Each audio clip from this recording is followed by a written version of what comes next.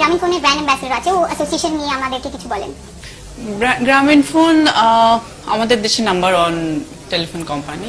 So মানে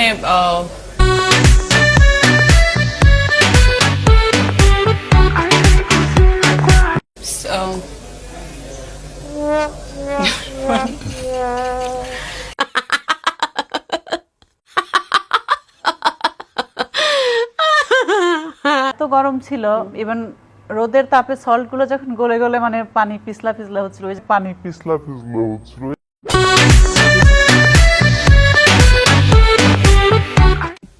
জাগো FM এর সাথেই থাকবেন।